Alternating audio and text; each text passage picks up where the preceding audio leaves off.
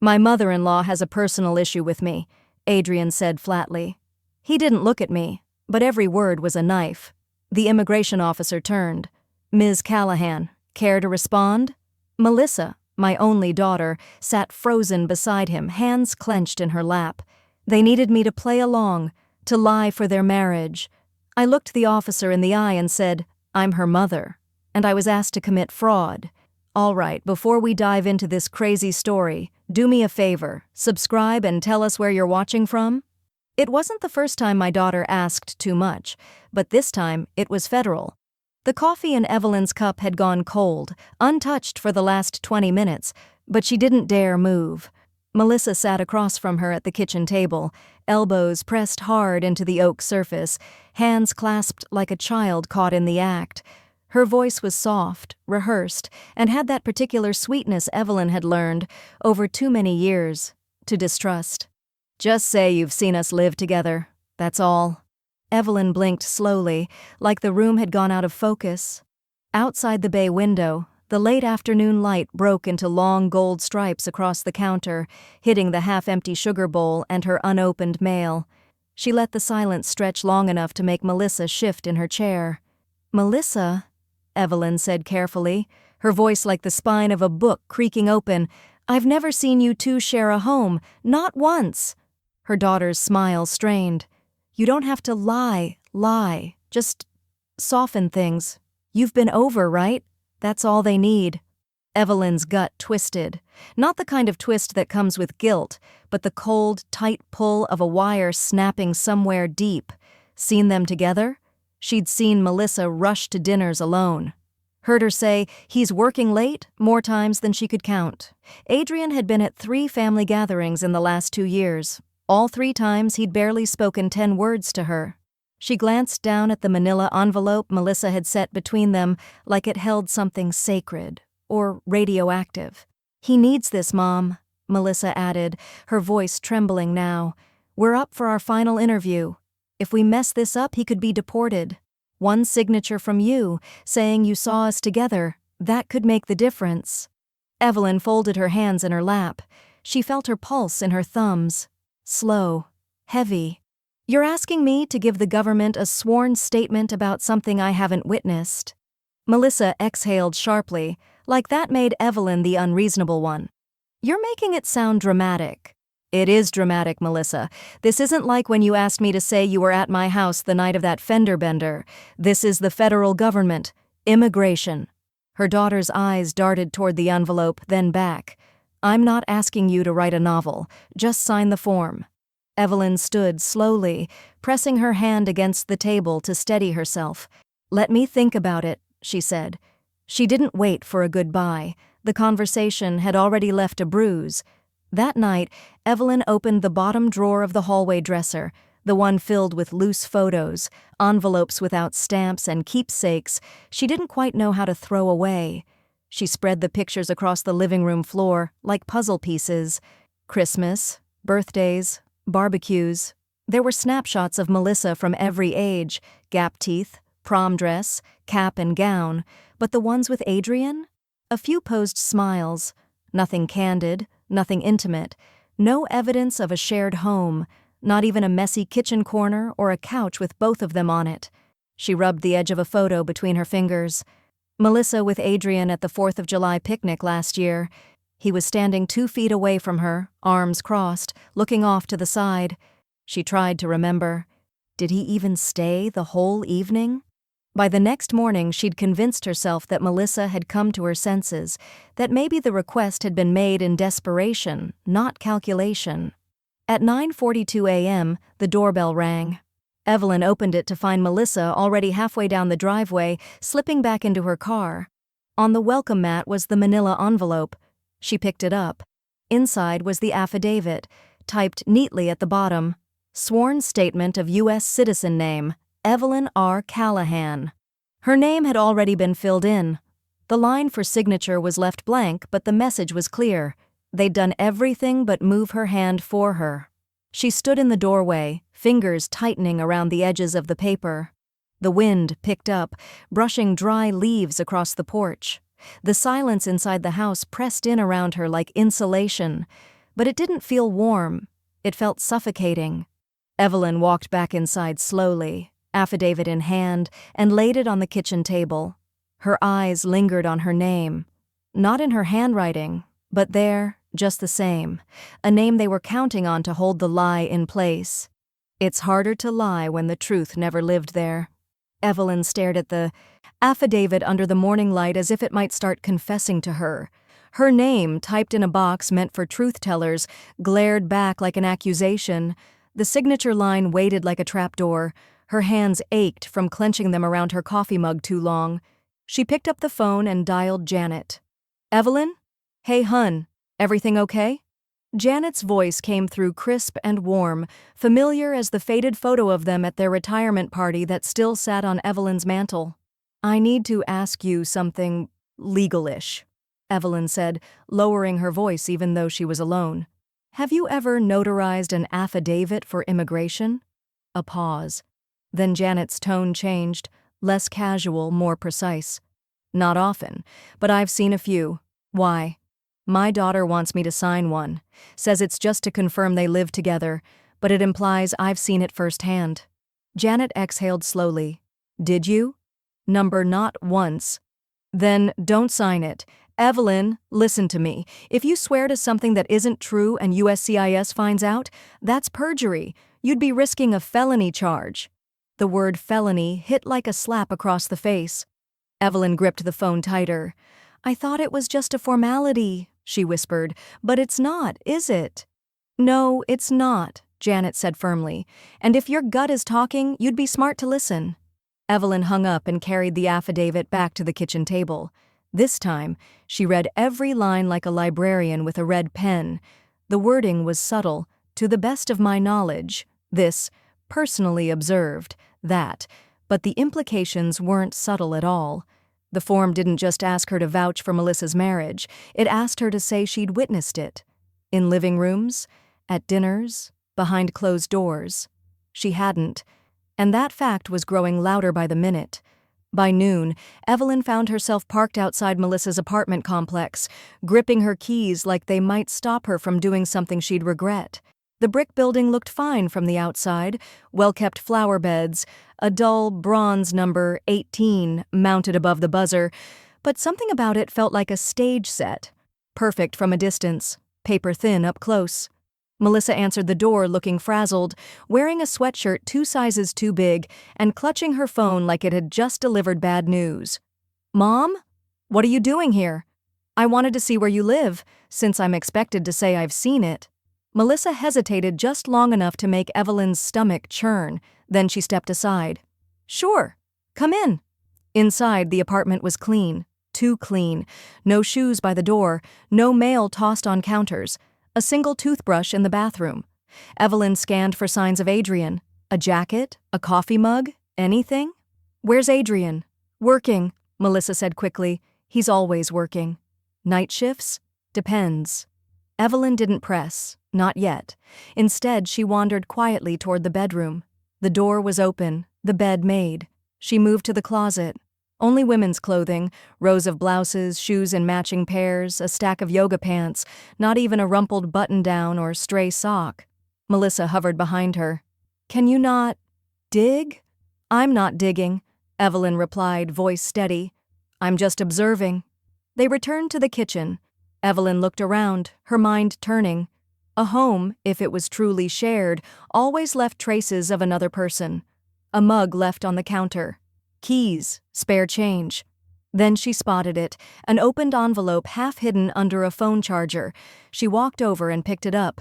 Sunny Pines Apartments, rent receipt tenant, Melissa Callahan unit, 4B amount paid, $1,425? Date, this month. Only Melissa's name. Not even a mention of Adrian. Evelyn folded the receipt and slid it back into place, her face unreadable. Behind her, Melissa fidgeted with her phone, but Evelyn didn't turn. Her eyes were fixed now on something beyond the apartment walls, not just a lie, but the shape of a life her daughter might have constructed with glue and mirrors. It was a marriage built on lease lies and missing toothbrushes. Evelyn didn't want to be the kind of woman who hired private investigators. That kind of woman wore suspicion like perfume and trusted no one. She had always believed that truth, if patient enough, revealed itself. But as she sat in her car outside the apartment Melissa claimed to share with Adrian, Evelyn couldn't ignore the knots in her stomach anymore. The rent receipt, the solo toothbrush, the absence of even one masculine sock. She needed clarity, not closure, not confrontation, just something real to hold against the shifting sands of her daughter's story. She searched online for someone local, nothing flashy, nothing corporate. She wanted experience, not a sales pitch. She found him, Brennan Marks, licensed PI, former police. No nonsense. Hourly rate posted right there on his website. She liked that. No games. Brennan was in his 50s, weathered, with a voice like gravel and eyes that had seen too much. He met her at a diner just off Interstate 8, sitting in the booth before she even arrived. "You want surveillance or background?" he asked, sipping black coffee without sugar. "Both," Evelyn replied, sliding him a photo of Adrian clipped from a family wedding invitation. "I need to know where he actually lives." Brennan didn't ask why. He didn't need to. He wrote something in a small notebook, then looked up at her with a calm certainty that made her nervous. "Give me 3 days." She told no one, not even Janet. The guilt festered quietly, like a splinter under her skin, but something about it felt necessary, like pruning a tree you love, even if you have to cut deep. 3 days later, her inbox pinged with a subject line that made her heart stall. Marks PI, preliminary findings, Adrian Callahan. She clicked. Inside were timestamps, photos, notes. Adrian entering a red brick building on Sycamore Street, not Sunny Pines Apartments. 4 nights out of 5, always alone. Same building, same unit buzzed in, sometimes carrying a brown grocery bag, once with a woman's dog on a leash. Brennan's note was clipped at the bottom, confirmed secondary address. Name on mailbox, A. Callahan, lease inquiry pending. Evelyn's chest tightened. She leaned back from her laptop like the images might leap from the screen and accuse her. A second address. Not just working late. Not crashing with a friend.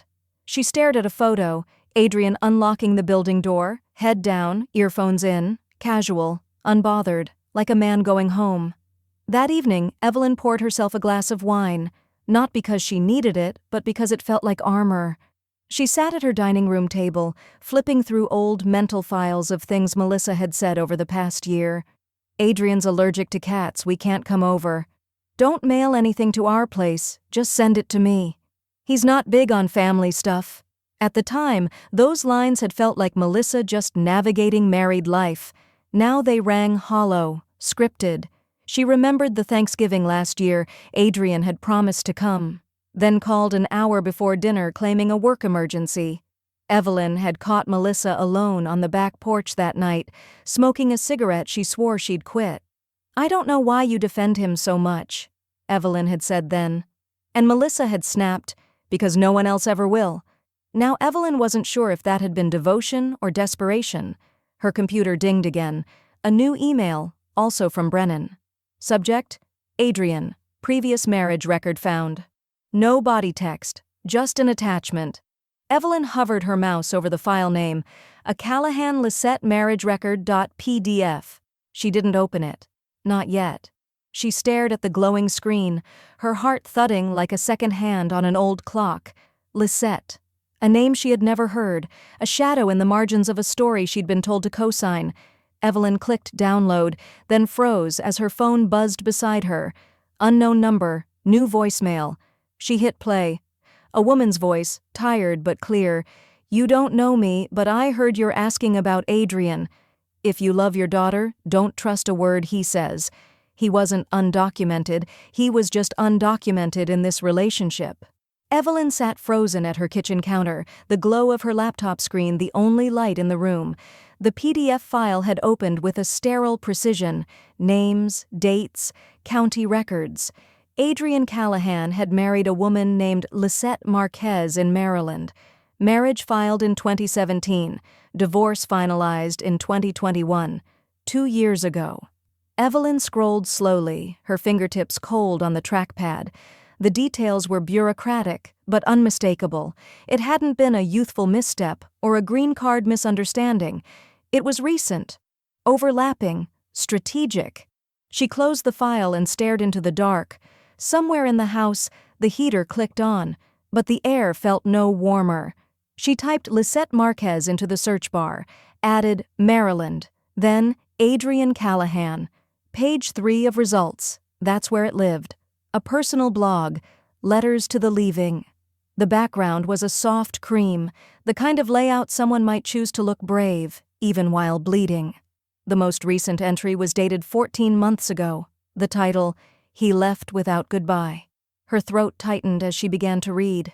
They always tell you when love feels too neat, it probably isn't love.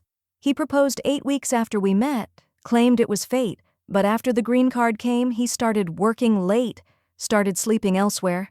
Eventually, just gone. No fight, no message, just emptiness. Like love had been a suit he wore until the ink dried.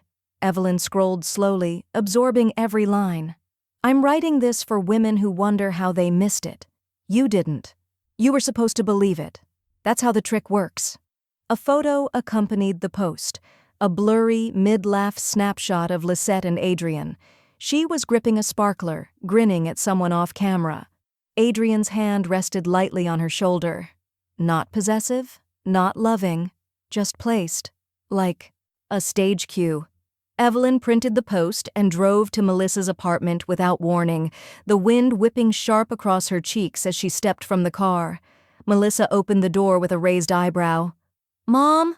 What? Where is Adrian? Evelyn's voice was steady, but her jaw felt like stone. Work, Melissa said, cautious. Evelyn held up the printed page, folded once down the middle, her hand trembling ever so slightly. You need to read this. Melissa took it, eyes scanning quickly, her expression shifting from confusion to a rigid, angry stillness. I don't know who this woman is, she snapped. This doesn't prove anything. It proves he's lied before, that he's used marriage before. Evelyn stepped inside without asking. That's what it is, isn't it? You knew. On some level, you knew. Melissa's voice rose, cracked. You're sabotaging my life, Mom. You don't get to come in here and pretend like you've ever approved of anything I've done. I've bent for you, Evelyn whispered. Do you know how many times? But this is different. This has a legal consequence, a moral one. Melissa crumpled the paper in her fist. He loves me. He's not using me. Then why the second address? Evelyn shot back. Why the rent in only your name? Why a toothbrush that doesn't exist? Melissa's lips parted, then shut. Her eyes darted away. Her silence was louder than a scream. I didn't raise you to lie for love, Evelyn said quietly. No, Melissa said. You raised me to survive it. The words landed with such precision, Evelyn actually stepped back. That night, Evelyn stood at the kitchen sink, washing a mug that didn't need washing, water scalding the backs of her hands. The house felt cavernous, filled with a silence that had weight. Her phone buzzed. One new voicemail. Unknown number. She hit play. A woman's voice, low and clear, filled the room. Hi. I heard you asked about him. I'm Lisette. Don't trust a word he says. I learned too late. Don't let her be next. Evelyn stood motionless, water running, the mug slipping slightly in her hand as Lisette's voice echoed again in her mind. Not a warning. A lifeline. They wanted my name on a form. I put it on a witness list. Evelyn stared at the phone screen, thumb hovering over the call button. Her heart ticked louder than the wall clock above her fridge. The number she'd found belonged to the Baltimore USCIS field office. She'd dialed it twice already, hung up both times before the first ring. The third time, she let it connect.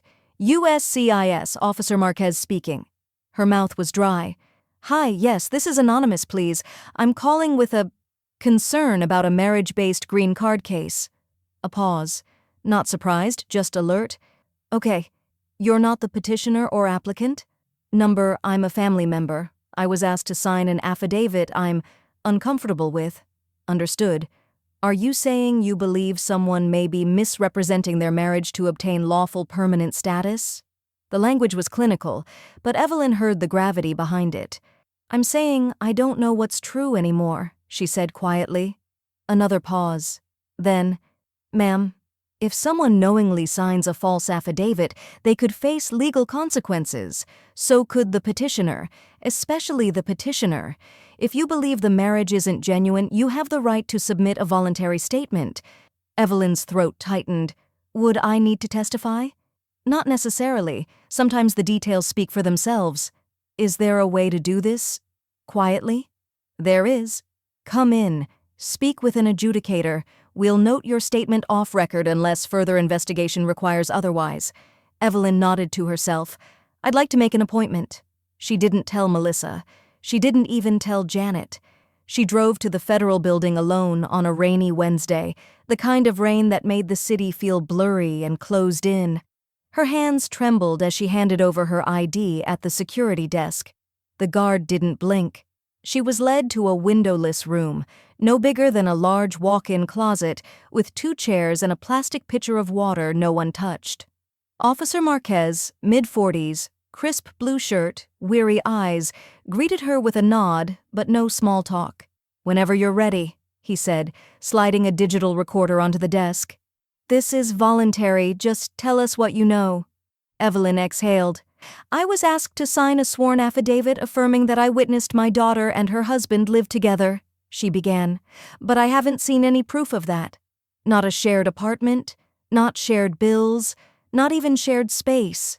Her voice cracked only once, when she said, my daughter. She explained the toothbrush, the empty closet, the second address. She didn't mention the PI or the blog, not yet. She didn't want to sound like she'd come to burn bridges, just to step off one before it collapsed. I'm not making accusations, she finished. I'm saying I was asked to lie, and I didn't. Officer Marquez nodded once, slowly. Thank you. It takes courage to speak when family is involved. He handed her a printed copy of the statement she had just given, with her words transcribed and her name signed at the bottom. I'll make sure this is attached to the case record, he said. You may be contacted again, but for now, you've done the right thing. That night, Evelyn lay awake in bed, staring at the ceiling fan. Her chest ached, not from fear but from finality. There was no undoing what she had done. She had lit a match in a room soaked in lies. Her phone vibrated on the nightstand. A message from Melissa. We've been approved for our interview. Next Thursday, we need your support. Evelyn read it 3 times. Her blood turned to ice. They still think I'm coming. Evelyn placed the phone face down and walked to her journal. She opened a new page, dated it, and wrote just 1 line. Next Thursday, everything changes. They were counting on my silence. I mailed my suspicion instead. The letter was quiet but heavy in Evelyn's hands, like it knew what it could set in motion. White envelope, official seal. No return address, just her name in blue ink. Deliberate, measured, honest. She had reread the contents 10 times before sealing it. It didn't accuse. It didn't name names, but it said enough. To whom it may concern. I was asked to provide a sworn affidavit confirming that I witnessed my daughter and her husband cohabiting. I regret to say I cannot affirm what I do not know to be true. I offer this not in hostility, but in integrity. Please consider this as a supplemental, voluntary statement to your ongoing file. Not a betrayal. A boundary. She pressed the envelope flat against the wood grain of the kitchen table. Outside, the sky hung low and pale, the kind of gray that made you want to stay in bed. But Evelyn had already made peace with being uncomfortable. She slid the letter into a larger manila envelope, along with a notarized cover page Janet had helped her prepare. No commentary, just acknowledgement of identity and date. Evelyn hadn't told Janet the full context, just that it involved an immigration case, and she needed it witnessed. You sure you want to send this? Janet had asked, reading the edges of her friend's face. I'm sure I don't want to lie, Evelyn had replied. At the post office, the clerk barely looked at her, scanned the package, asked if she wanted tracking, handed her a receipt. It was oddly anticlimactic. For something that might explode her family, it felt more like paying a bill. Driving home, she didn't turn on the radio. She let the silence talk back to her. That night, Evelyn sat at her dining table with an old leather journal Melissa had given her for Mother's Day 2 years ago. The tag was still tucked into the front pocket. Because your stories deserve pages. Now it would hold a different kind of story. She wrote slowly, deliberately, letting the truth pour out in strokes of blue ink. January 9th. Mailed the letter today. Didn't accuse, didn't protect, just told the truth I could stand by. She paused, tapping the pen against her chin. I keep wondering when Melissa started lying, but maybe the better question is, when did I stop asking her to tell the truth? The next page, she listed small details from recent visits. Adrian's name never appeared on mail. Melissa changed the subject when asked about their anniversary. No framed photos, no signs of shared holidays, tiny things. But when lined up, they told a story louder than any admission. She was cleaning dishes the next afternoon when the ping of her phone nearly made her drop a plate. She dried her hands on a dish towel, picked it up. One new email. Subject: USCIS, follow-up inquiry. Her breath caught. She opened it. Dear Ms. Callahan, thank you for your voluntary submission. We would like to ask a few follow-up questions, informally, off the record at this stage. Your cooperation is appreciated. No signature, just a case number. Evelyn closed the email and sat down at the kitchen table, her legs suddenly unsure beneath her. She stared at the words again, rereading the phrase off the record, like it was a code she needed to decipher. They weren't done, and neither was she. She reached for her journal again, flipping to a fresh page. Before the pen hit paper, her phone buzzed once more, this time a text from Melissa. Are you still on board for Thursday? We need you to sound sure. She learned how to manipulate from someone. I'm terrified it was me. Evelyn stood at the kitchen window as steam from the kettle curled around her face, warm but oddly suffocating. She didn't move when the whistle reached its sharp crescendo. Her hand hovered over the stove, but her eyes remained fixed on the glass pane in front of her. Outside, a line of brittle winter leaves clung stubbornly to the bare maple branches like they didn't know when to let go. She understood the feeling.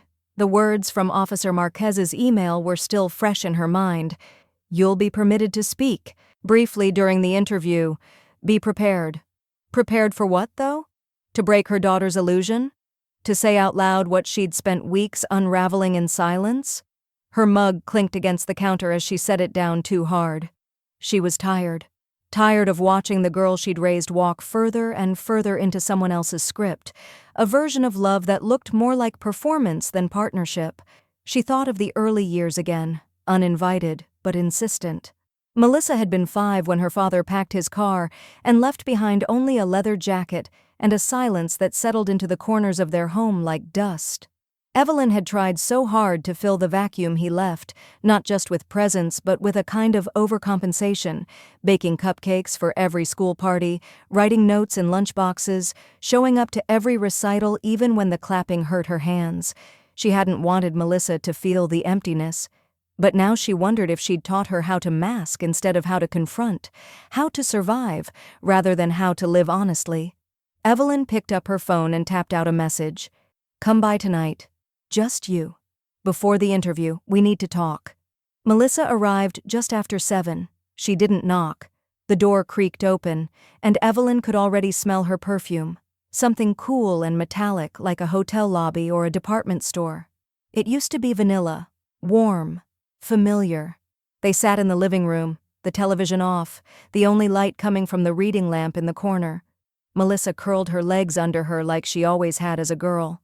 Evelyn noticed the way her shoulders were tensed, chin lifted in that defensive tilt she'd used since high school. Evelyn waited a few moments, giving the air a chance to settle. Then she spoke, her voice low and steady, as though any louder might break something fragile between them. I need to ask you something, she said, folding her hands in her lap. And I want you to tell me the truth. Not the version you've been rehearsing. Just the truth. From you, my daughter. Melissa shifted but didn't look away. Her eyes were glossy, more guarded than usual. Is this marriage real? The question landed like a stone dropped into still water, ripples silently expanding between them. For a long moment, there was no answer. Melissa's eyes shimmered, but she didn't speak. Evelyn didn't push. She just watched. Finally, Melissa blinked and the first tear slid down her cheek. She didn't wipe it. More followed. Steady, but not hysterical. It was the kind of crying Evelyn recognized. Not panic, not shame. A slow surrender. "I love him," Melissa whispered, voice thin as tissue. Evelyn nodded once, but her face stayed neutral. "That's not what I asked. I didn't mean for it to get this far," Melissa murmured, her voice barely audible. "It started real. I think it did. But now I don't know how to fix it. I don't know how to undo it. You haven't answered me." Melissa pulled her knees tighter to her chest. "He said he just needed stability, that it would be easier if I helped, but I thought we could make it work." Evelyn felt the weight of those words like an anchor pressing down on her chest. She wanted to reach out, to put her hand on her daughter's shoulder, but she didn't move. "I didn't raise you to lie," she said softly. Melissa gave a bitter, breathy laugh.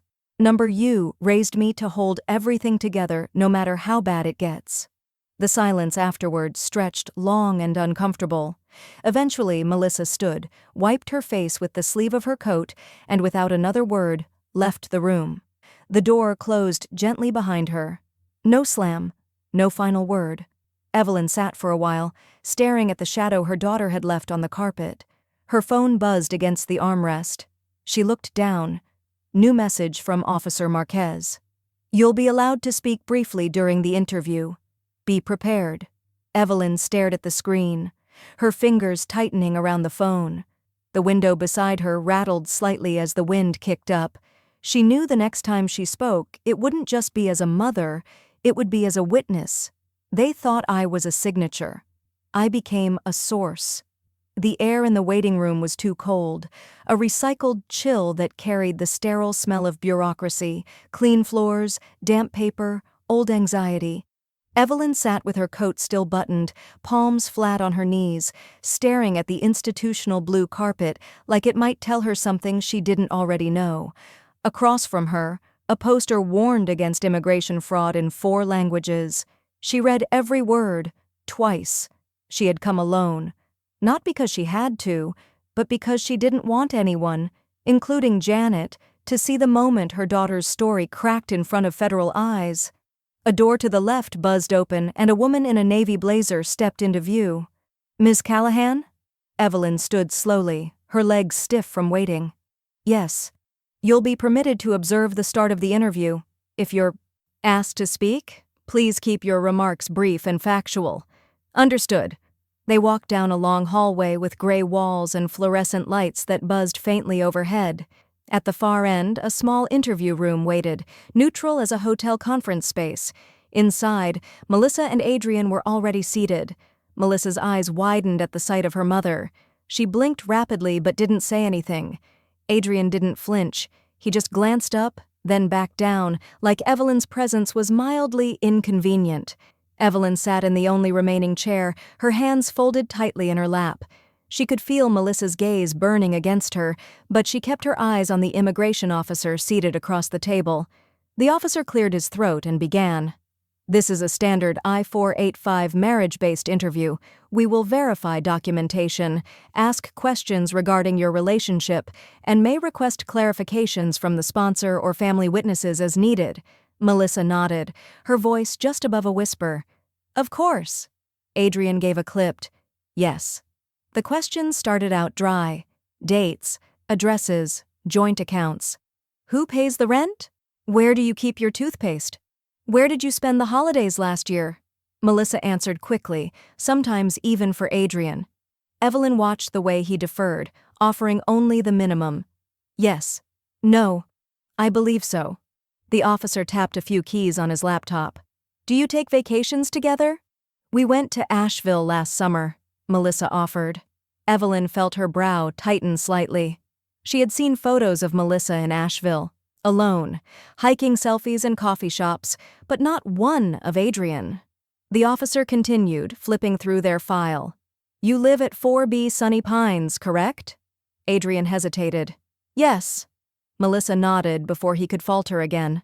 We've been there since just before the wedding. The officer paused. Records show you filed for marriage 3 weeks before the lease on that unit began. Can you clarify where you were living then? Adrian blinked. Temporarily. With friends. Then we moved in together. There was a long beat of silence. The officer finally turned to Evelyn. Ms. Callahan, would you like to offer any statement regarding your knowledge of their cohabitation? Evelyn felt the weight of the room settle squarely on her shoulders. She didn't look at Melissa. She didn't look at Adrian. She looked straight ahead, voice quiet but unwavering. I'm not here to make accusations. I'm not saying they're lying, she began. Then she let the pause hang, deliberate. I'm saying I was asked to lie, and I didn't. The silence that followed was unlike any she'd heard before. Melissa's mouth parted slightly. Her cheeks flushed as if slapped. Adrian turned to Evelyn, his expression unreadable. Flat, cold, but not surprised. He didn't speak. He just stared. Long. Hard. And then, like something mechanical in him clicked into place, his eyes went flat as coin metal. Evelyn didn't look away from him. But something in his silence made her chest tighten. Because it wasn't embarrassment or anger behind that stare. It was calculation. They told the truth too late to control the fallout. Evelyn was planting rosemary when she saw Melissa's car screech into the driveway. The tires crushed gravel with a sound that shot straight through her spine. She didn't even have time to take off her gloves before the front door flung open. Melissa stormed in, her hair disheveled and her face blotched with fresh tears that didn't look like they came from grief. They looked like rage. Her purse slipped from her shoulder and hit the floor with a hollow thud. You ruined everything, she spat, her voice cracking under the weight of her fury. Evelyn straightened, her fingers still caked with soil. She didn't reply immediately. She walked to the sink, peeled off her gloves, and rinsed her hands in silence. The water ran brown, circling the drain like it was trying to carry the whole moment away. When she turned around, her voice was calm. Too calm. I didn't ruin anything, she said. I just told the truth you asked me to fake. Melissa let out a sharp, breathy laugh, almost a sob. You didn't just tell the truth? You sat there in front of federal officers and cast doubt on my marriage like you were some neutral party. You made me look like a criminal. I didn't make you look like anything, Evelyn replied. You chose this, and if there was something to defend, you would have defended it with proof, not panic. Melissa stepped forward, her arms flailing with frustration. Do you even understand what you've done? You think this hurts, Adrian? No, this hurts me. They flagged our file. They've delayed everything now. Evelyn folded a dish towel over the sink. Her pulse was steady, but her voice betrayed the weight in her chest. Maybe if you had come to me honestly instead of dropping a pre-filled form on my doorstep, we wouldn't be here. You think I planned this? Melissa hissed. You think I woke up one day and thought, gee, let me get caught in a fraudulent marriage so my mother can finally win an argument? No, Evelyn said quietly. I think you got swept up in something, and instead of stopping it, you tried to paint it pretty. Melissa went silent. Her jaw worked as though words were forming but refusing to leave. Then, just like that, her shoulders collapsed inward. She backed away, the defiance draining from her body, leaving behind something that looked disturbingly like shame. Do you even love me anymore? She asked. Not as a weapon. Not even to manipulate. Just a whisper of the child Evelyn had once known. Evelyn didn't answer right away. She stepped closer and placed her hand gently on Melissa's shoulder.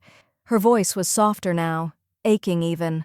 I've never stopped loving you, but love that ignores the truth isn't love. It's damage. Melissa turned her head, eyes shining but hard. They called it a misunderstanding. The officer said maybe I misspoke. Maybe you were confused. Evelyn blinked. And were you? Melissa opened her mouth, then closed it again. She didn't respond. She picked up her purse, held it against her chest like a shield, and walked out without another word. 3 days later, the phone rang while Evelyn was folding laundry. She didn't recognize the number, but she answered anyway, her gut already tight. Mrs. Callahan? A man's voice asked. Yes. This is Officer Whitmore with USCIS. I'm following up on an active marriage-based adjustment case. Due to recent statements submitted regarding Adrian Callahan, we've initiated a formal inquiry into his file. Evelyn sat down on the edge of her bed. The clean, warm towel in her lap suddenly felt too heavy. What does that mean exactly? She asked. It means the application is no longer in automatic processing. We'll be reviewing his previous records, prior filings, and personal history. You may be contacted further as we gather information. Evelyn nodded, though the officer couldn't see her. All right. There was a pause. One more thing, the officer added, his voice dropping an octave, almost as if he wasn't supposed to say it. You weren't the first parent who came forward this month. Evelyn clutched the phone tighter, her eyes darting toward the window where the sun had just begun to dip behind the trees. A strange chill crept over her skin. She wasn't the only one. There were more. They thought the review was about dates. It was really about intent. The mornings were quiet now, and that silence should have felt like peace, but instead it pressed against Evelyn's skin like humidity, clinging, unrelenting. Since the USCIS call, Melissa hadn't reached out. Not a text, not a knock at the door. Nothing. Evelyn didn't chase the silence. She let it stretch between them like a wire pulled tight, waiting to snap on its own. Her days blurred into a rhythm of small distractions, pruning herbs, flipping through news she couldn't absorb, folding laundry with surgical precision. But under all of it lived a sense that something was circling her. Not dread, not guilt, something colder, something unfinished.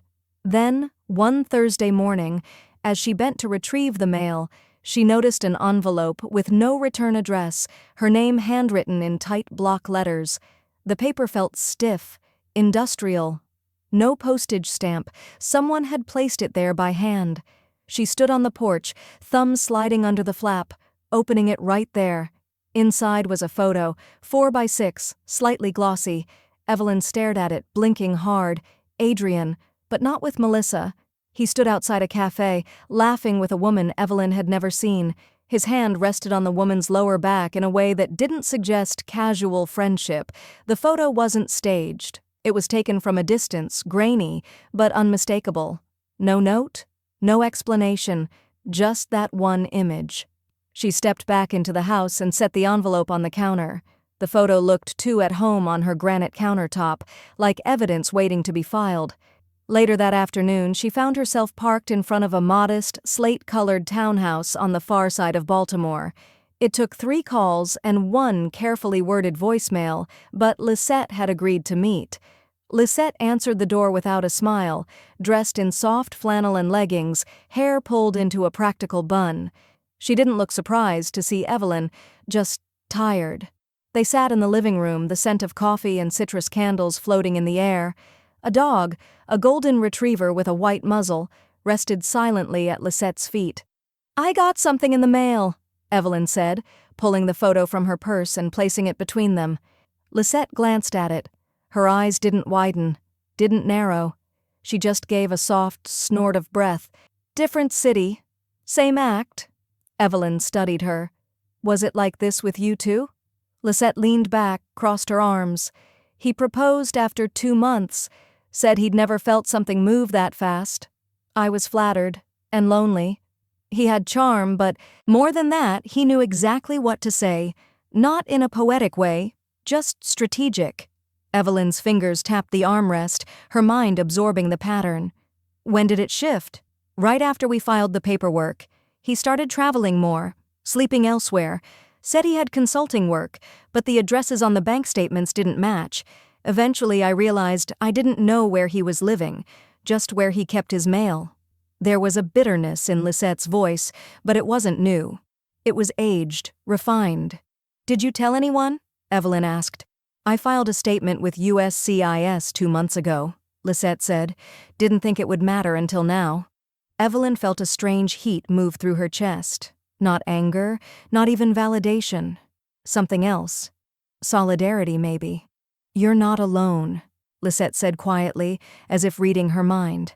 "I used to think I was crazy, that I missed something obvious, but it wasn't just me. He's done this before. Maybe more than once. Evelyn sat in her car for a long time after leaving. The photo was back in her purse, but it no longer felt like a threat. It felt like a key. The story Melissa believed she was in, this idea of desperate love and misunderstood paperwork, it wasn't fiction, but it wasn't hers either. It was Adrian's. She had been drafted into a script that had already been staged before. As Evelyn turned the key in the ignition, her phone buzzed. A new message appeared from an unknown number. It was just one line. "If he used you too, we should talk. R." Their story didn't match, but their desperation did. The envelope arrived on a Tuesday morning, unmarked, stiff, legal weight paper, and too thick to be junk. Evelyn stood in her foyer, still in her robe, thumb sliding beneath the adhesive seam. When she pulled the contents free, she immediately recognized the shape and texture of an official government copy. The marriage certificate. It was notarized, time-stamped, and double-stamped by the clerk's office. Her eyes scanned the date first. Her breath caught. Melissa and Adrian had filed the paperwork 2 weeks before the lease on 4B Sunny Pines began. No home, no overlap, just a document. She sat down at the kitchen table, sunlight pooling across the surface like warm syrup. She read every line of the certificate, slowing when she reached the section titled Residence at Time of Marriage. Melissa, Sunny Pines Apartments, Unit 4B. Adrian, Sycamore Street. 2 different addresses, 2 different truths. She reread the discrepancy twice, her stomach tightening with each pass. If they were already living together, as Melissa claimed, why the different addresses? If it had been a clerical error, why hadn't it ever come up? She picked up her phone and took a photo of the document, then texted Melissa without comment. "Can you explain this?" The reply came 20 minutes later. "It's not that deep. Paperwork doesn't always line up perfectly. You know that." Evelyn could almost hear her daughter's voice in the message, carefully casual, avoiding a direct answer. Still, she gave her the courtesy of a call. Melissa answered on the second ring. "Mom," she said, more guarded than warm. "I got the certificate," Evelyn said evenly. "I noticed your address and Adrian's weren't the same at the time." "It's not a big deal," Melissa said quickly. "That's a standard mistake. People move, forms overlap. There's lag time. USCIS knows that." Evelyn took a deep breath, steadying herself. "So why was I asked to lie?" Melissa didn't answer immediately. Evelyn could hear her breathing, the faint buzz of traffic through her car window. "I didn't ask you to lie," she finally said. "I asked you to help. There's a difference." Evelyn's tone didn't rise, but it didn't soften either. "No, Melissa, there isn't. Not when you know what you're asking isn't true." Melissa's silence this time stretched into something heavier. When she spoke again, her voice was small, almost childlike. "You always think you know better. You never believe I'm capable of making my own decisions." "You are capable," Evelyn said, "but you're not entitled to immunity from consequences." "I did this for love, Mom," Melissa snapped. "I didn't fake anything, I just didn't know how to hold it all together." Evelyn felt her throat tighten. "You didn't have to. You just had to tell the truth. The real truth." Another pause. Then a click. Melissa had ended the call.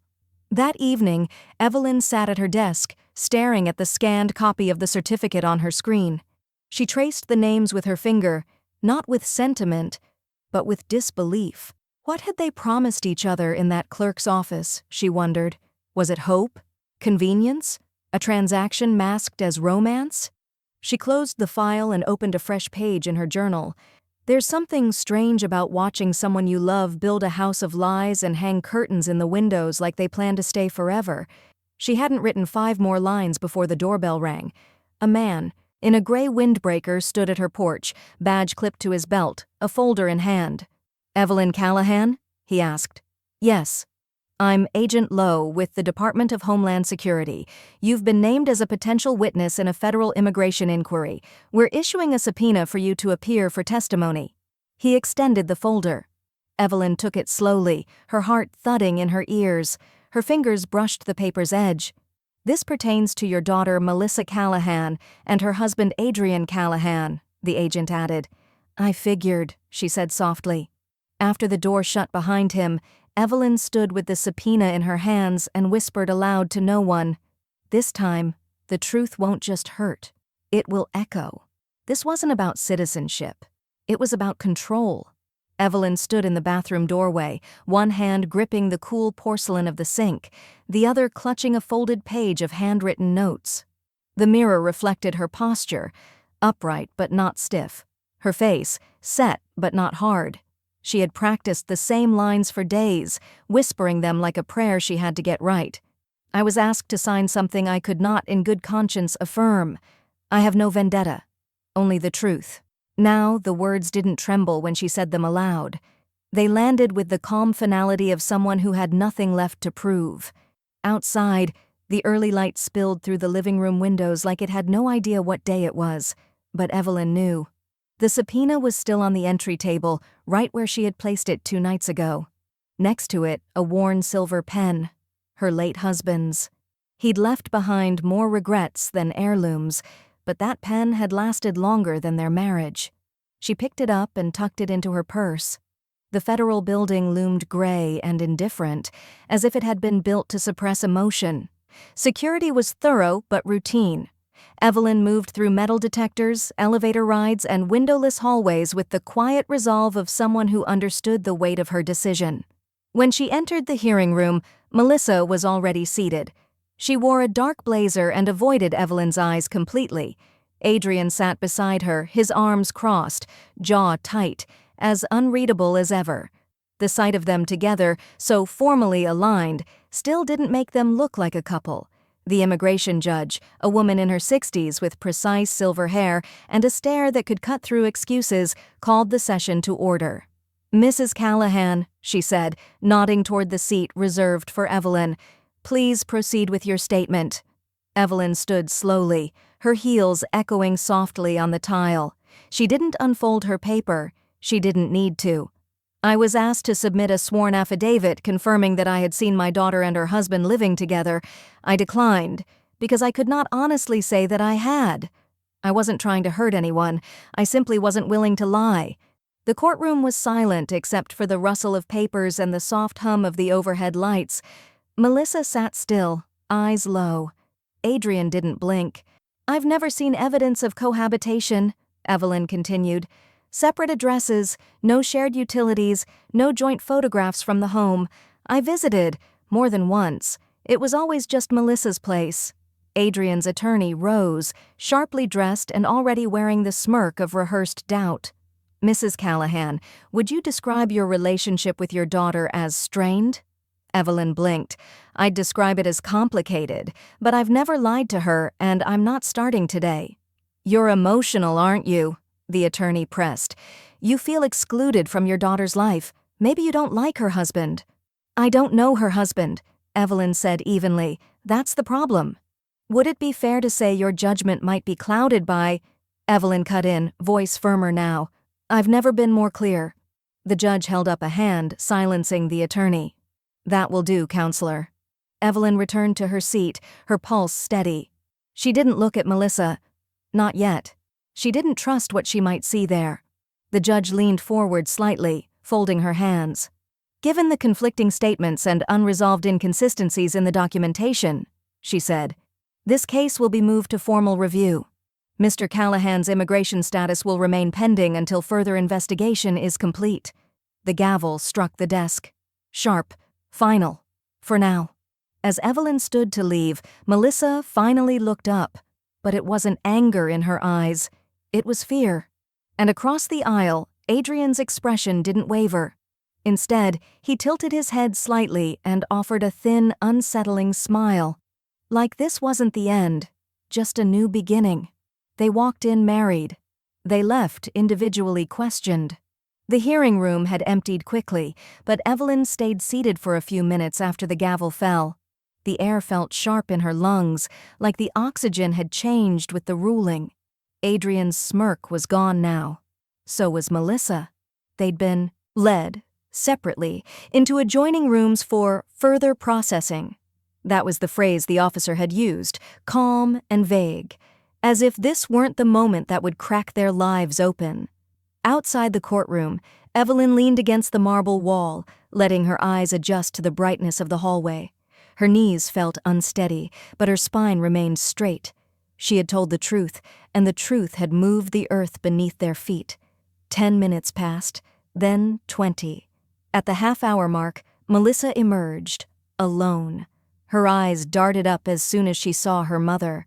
Her mascara had smudged slightly beneath one eye, and the defiance she'd worn for months had eroded into something wild and uncertain. "They took him," she said, her voice low but shaking. "He's being detained until the next review. They said his documents showed possible intent to defraud." Evelyn kept her voice even. "They're doing their job." Melissa stepped forward, closer than Evelyn expected, and for a moment Evelyn thought she might collapse against her. But she didn't. She stopped just short and said, with something raw in her tone, "Do you know what it's like to watch someone you love walk into a room and not come back out?" Evelyn swallowed hard. "I do, actually." Melissa flinched, then turned away and walked off without another word. By that evening, Evelyn's phone had turned into a weapon. Text after text lit up her screen. Cousins, in-laws, 2 aunts from the Florida branch of the family Evelyn hadn't spoken to in years. "I can't believe you did this to your own daughter. You embarrassed all of us. You sided with ICE?" Each message was more accusatory than the last, as if Evelyn had pushed the detain button herself. No one wanted to hear the quiet truth that she hadn't ruined anything. She'd simply refused to protect a lie. She turned her phone off by 9 o'clock, left it face down on the kitchen counter, and poured herself a glass of wine she didn't want to finish. Then she sat at her laptop, opened her browser, and typed in a name she hadn't checked in days, Lisette Marquez. The blog had changed. It was no longer buried in the 3rd page of search results. It was trending. The title read, "I Married Him Too." Below it, in bold, "Adrian Callahan didn't just manipulate me. He followed a pattern. Here's what I want every woman to know." The post had over 200,000 views. Evelyn clicked through the comments, stories from other women, people citing red flags, even a former roommate who claimed Adrian had used multiple aliases before marriage. Each line added another brick to the wall Evelyn had started to build months ago, only now others were adding their voices, faster than she could absorb. Her inbox chimed. A message from a reporter at the Baltimore Ledger. Subject, "Your story matters. Will you share it?" "Ms. Callahan, we read your daughter's hearing transcript and your involvement in the affidavit refusal. We're planning a piece on fabricated marriage networks and how families are drawn into them. Would you be willing to tell your side?" Evelyn stared at the screen. Her hands hovered above the keyboard. She didn't feel vindicated or triumphant. She felt the way you feel after a fever breaks, sweaty, tired, aware that the worst had passed, but unsure what had been lost in the heat. She opened a blank document and began typing, "What I refused to sign, and why." She didn't rush it. Every sentence was a thread she pulled from the tangled mess of memory and emotion. She wrote about the knock at her door, the empty closet, the notarized lie she'd never consented to. About the moment she realized telling the truth could cost her a relationship, but not telling it could cost her everything else. She wrote without bitterness, only clarity. At the bottom of the email, she attached the file and hovered her cursor over the word "send." Evelyn clicked. A soft whoosh filled the air. And just like that, her voice wasn't confined to one courtroom anymore. They wanted me to protect them, but I finally protected myself. The hum of the refrigerator and the low jazz playing overhead barely registered when Evelyn saw her. Melissa stood by the refrigerated section, back turned, one hand hovering over a row of yogurt cups, as if the choice between strawberry and peach might anchor her to something real. Her hair was pulled into a messy bun, hastily done, not styled, no makeup, no mask of performance. Evelyn stopped in her tracks, half a grocery aisle away, a bunch of cilantro in one hand, heart stuttering against her ribs. She didn't say anything. She didn't move forward. Instead, she watched as Melissa glanced once, almost imperceptibly, over her shoulder, then looked away, pretending not to see her. It wasn't just avoidance.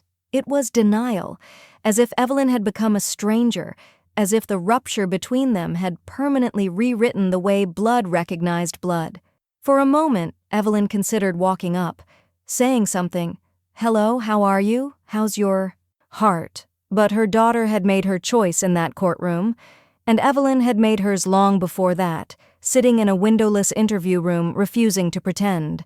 She turned and walked the other way, quietly, firmly, without looking back. 2 days later, an envelope arrived from the Department of Homeland Security. This one, unlike the others, bore no tension in its weight. It wasn't a subpoena, a request for testimony, or a case update. Inside was a single letter, typed in crisp serif font on official stationery. She unfolded it slowly, the paper soft beneath her fingertips. "Dear Ms. Callahan, on behalf of the agency, we thank you for your ethical participation in an ongoing investigation. Your contribution has provided valuable clarity in a case of high public interest. We recognize the personal difficulty involved in stepping forward under pressure. Please know that your actions reflect a high standard of civic responsibility." It was signed by the regional director. Evelyn exhaled, her shoulders relaxing for the first time in weeks. It wasn't validation she needed. It wasn't forgiveness. It was recognition from someone who didn't love her, didn't owe her, and had no reason to lie. She placed the letter in the drawer beside her journal, resting it atop the original affidavit, the one she never signed. Later that month, she stood in a modest community center rec room, facing an audience of 25 senior citizens arranged in a semicircle of folding chairs. Some wore bifocals and held notebooks. Others just sat with their arms crossed, listening. Behind Evelyn, on a small projector screen, was the title slide, "When Family Pressure Becomes Legal Risk, Knowing Your Rights, Protecting Your Name." She took a sip of water, smoothed the front of her blouse, and smiled. "When my daughter asked me to sign something I knew wasn't true, I didn't know how to say no at first," she began, her voice calm but filled with gravity.